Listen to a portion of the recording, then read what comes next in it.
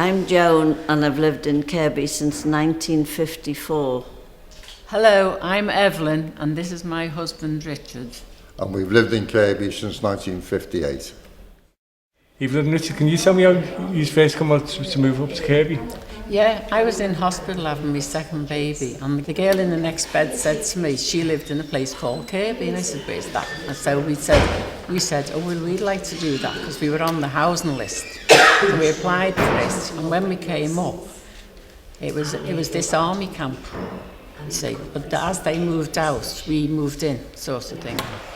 And then when I remember we stood there, didn't we, and there was a massive big green field which we'd never seen before, because only in parks, and all the rest of it. And they went up and it was central heated. There was a fridge in it, thing we'd never seen either, and a bathroom, which, you know, all that, and it was magic, wasn't it? Yeah, constant hot water. But the flat they gave us was upstairs one, and you know, it was up these lots of stairs, and I had two babies, but that didn't matter. I could just see this field where the kids could play in the middle and all that, and that was our beginning of Kirkby, and we were all full of hope, and we still are. Okay, thanks very much, Evelyn and Richard. That was really nice how your origins of Kirkby began. Joan, can you tell me how you first heard and moved into Kirkby? Yes, well, I belong to a group of builders and non-builders that wanted to build their own houses, because obviously we couldn't get a house on because we had no children. We were living with my mother in Walton, and we wanted a house of our own. So 24 men got together and formed a self-built housing group, and we offered land in Maghull first, and that fell through, and then the Liverpool Corporation offered us a plot of land in South Dean, which was the earlier part of Kirkby. Can I just ask you, were the men builders or? Well, some of them were. My husband was a joiner. There was 4 joiners, 4 bricklayers. There was a piano tuner who finished up as a good plasterer, and the chairman was a GPO worker, but he was good at talking, so he got us all the plans and one thing and another.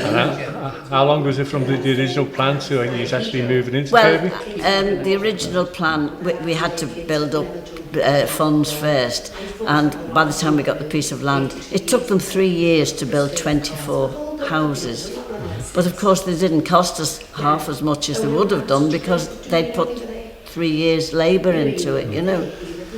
And them houses, are they still standing? Oh yes, I've been there 50, 56, 57 years. You know. Oh, excellent. Yeah. So when you moved up to Kirkby, can you tell me what it was like for shopping? No. Well, there was vans came round, Greek grocery and the bread man and the butcher.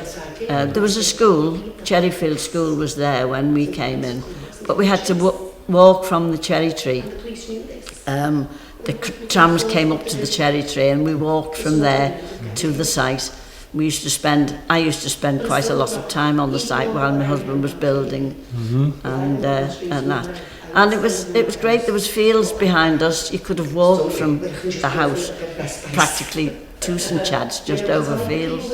There was no road in. We just had it was just there wasn't a proper road in. And how long was it before the town become a town where you actually moved in and you had a proper community, you had shops and such? It was quite a few years. Really, we had the community in Corrie Green, you see, because there was a club there. You know, and all the kids. That was another magic thing. The kids could go in on a Sunday, and the barman used to give them one big bottle of lemonade between them. And so Richard used to take the kids as they got older, and that left me free. So that was another magic. Left me free to cook the dinner. It was another magic part of I couldn't get used to the silence because I lived by the tram terminus in Walton, and I used to wait for the trams coming, and there was no noise at all. You know, it was so quiet.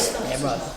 And the schools, again? Well, there was Cherryfield School was there, so once I didn't have my children until I'd been in about 2 years, I started a family, you know. And was the education suffer, or did the schools follow shortly? No, by the time mine went to school, the school was built then. Well, it wasn't, it was an old school. It was an original old Kirkby school, wasn't it? Rushy Hay School. Yeah, Rushy Hay School, yeah. That was there, and that's where they went when they were 5. But by then, we'd moved out of this army camp because when we went in it, we were said only 3 years and you guaranteed a house. That was the attraction, you see. Yeah. That was our beginning in Kirkby. Oh, that's good. So. Yeah.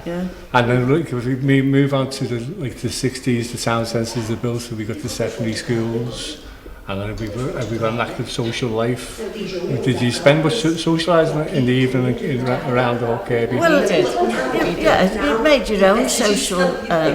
I mean, once you had a family and that, you didn't. The men were working. We didn't have the money. You didn't have time or the money for a lot of social. But you know, we went to each other's houses and. We'd have dinner parties in other people's houses, you know. It was all because you had your children there, you know. And all the people were all young, weren't they? Yeah. But you were all of the same. Member of the Ladies' Keep Fit group, weren't you? When that first started. Yeah, by 60s, I started living then, because you don't live when you've got young kids.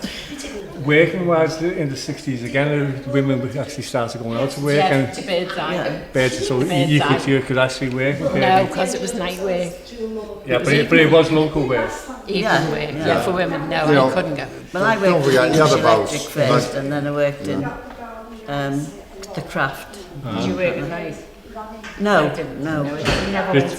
No, until I had started having family, and then I didn't work. We had about 95% employment then. Yeah. Very few people unemployed. Yeah, and that was when dads went to work and the mum stayed home. That's right. Yeah. And then you didn't have a car or anything. Then when the Birdseye started and things, the dads looked after the kids and that while the wives went to work at Lots of wives Birdseye. went in the evening. That's why I couldn't go. That's why you started getting on your feet then. He was working overtime, so I couldn't do the evening. Where did you work, Richard? I worked in English Electric. So that was on the Kirkby estate?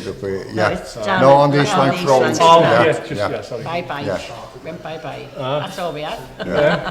By where the Showcase Cinema is now, really. That was the English We thought we electric were was the opposite. richest people on earth. We had everything, didn't we? Oh, yeah. Well, we had indoor plumbing, which we'd never had before. Well, we'd had cold water, that was it. No fridges or anything in the outside toilets, you know. Yeah. Holidays, what did you do in summer for the holidays? Oh, no.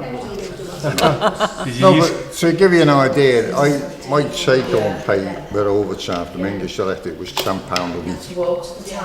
Now I had 3 children, a motorcycle combination, Yeah, we emigrated, went to... and I thought I was the King of England on £10 a week. We started with a motorcycle combination. That's like we did. Did you have... I remember going on charabangs, coaches, yes. coaches, did you organise them where you And lived? with us being in Quarry Green, they did have nights there, you know. It was people didn't drink like they do now, you know. It was a family thing. Well, they had the Morris dancing group there. The Morris, everything was there then, Yeah, everything was, a lot of it was done for the children. Okay, that was very interesting, very enlightening. Thanks very much for sharing your memory with us. Pleasure, because it was a pleasure.